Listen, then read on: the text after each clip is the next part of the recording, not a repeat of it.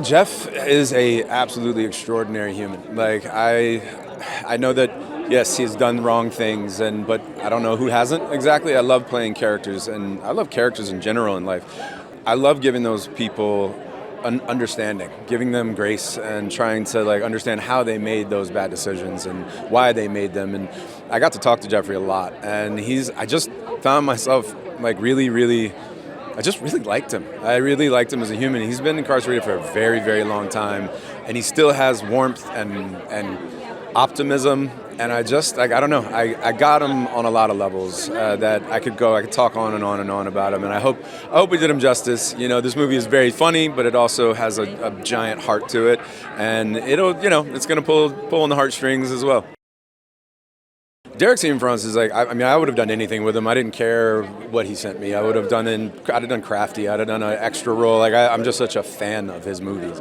And you can't really, it's just a Derek movie. It's like a Derek Cianfrance movie. The tone is so specific, and it's just his tone. I don't know how to describe it to you. I think he's the true magic of this film. I mean, he could have went in any single direction with this. In another director's hands, you just don't know what it had turned into. And he gave it so much care, so much love, so much humor, but also so much real. I think, he didn't just there's a guy that camps out or, hides in a toy store. Let's make it some big slapstick comedy. He really cared about these individuals that really experienced this, and I think he did him a lot of justice.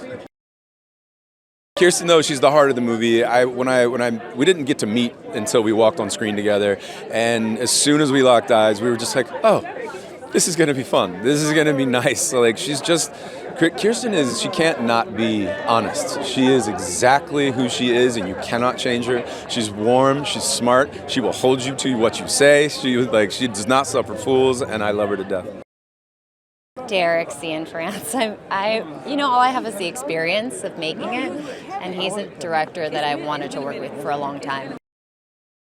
There was a lot of grace in this film, and I thought it was a very human, beautiful story, and I knew that with Derek's sentiment and the way he likes to see things, it would feel very alive. And so he made a movie that really speaks to the heart and humanity in a really beautiful way, I think. Yeah, the cast is, working with Chan, Peter, I love. Peter and I were born in the same hospital in New Jersey, so we're tight. I think they're going to feel good, just good inside. I think that's kind of what you feel after this movie. I had been a big fan of Derek Cianfrance's movies for a really long time, and I read A Place Beyond the Pines years ago, and I was just who is this director? I want to work with him. And then, of course, Channing, who I worked with, and I got to Recognizing Your Saints, and Kirsten Dunst, who I have the biggest girl crush on ever. I was this is perfect for me, and this is about a guy who's hiding out at Toys R Us. It's the most nostalgic thing for me ever, Toys R Us. It was a big thing in the 90s for me, so a lot of great elements.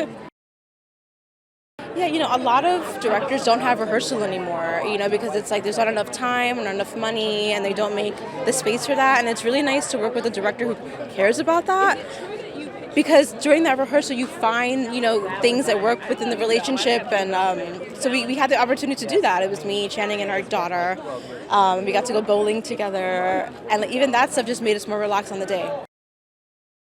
I think it really rides a really great balance of being really funny and fun, but it has a lot of levity too. It's about a good guy with a good heart who makes a lot of bad decisions, and I think a lot of people can relate to that. These are really difficult times, and we're all doing what we can to provide, and it is what it is. Well, first and foremost, I got to sit down and meet Derek, and he was just incredible. He's such a force of nature in terms of his artistic vision, his talent, his craftsmanship as a filmmaker, so I was excited for that. The cast was exceptional. That was a huge draw. Channing, who does not disappoint in this film at all. He's really quite exceptional, along with Kirsten, who is just fantastic. Actors who I respect, people who really enjoy the craft of storytelling, of art making.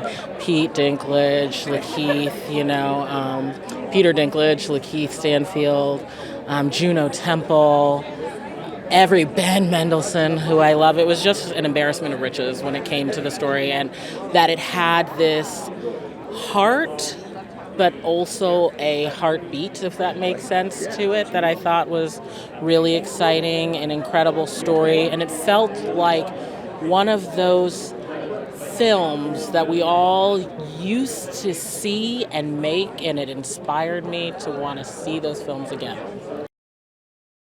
I think the twist of the film for me was the pursuit of right.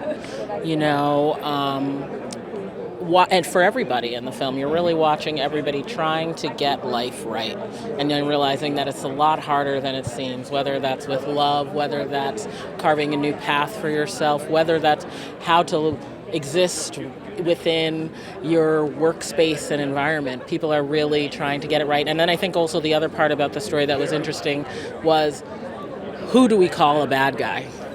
How do you define the bad guy? You know, because the bad guy is Robin Hooding, but then you come across some other characters who are doing some not so great things in their own station, and I think it really pushes and pulls against that in an interesting way. I think the thing that I hope most that audiences take away, that we are not our mistakes. We're not just our mistakes. I think that's probably the greatest thing.